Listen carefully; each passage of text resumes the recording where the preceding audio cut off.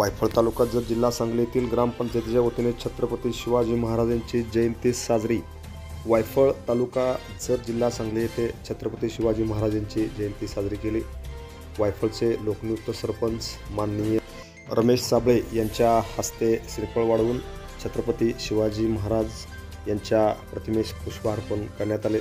यावेळी ग्रामपंचायतीचे सर्व पदाधिकारी, ग्रामसेविका शीतल शिंदे यांच्यासह गावातील उपसरपंच, सोसायटीचे सदस्य, ग्रामपंचायत सदस्य व अनेक मान्यवर यावेळी खास करून उपस्थित होते।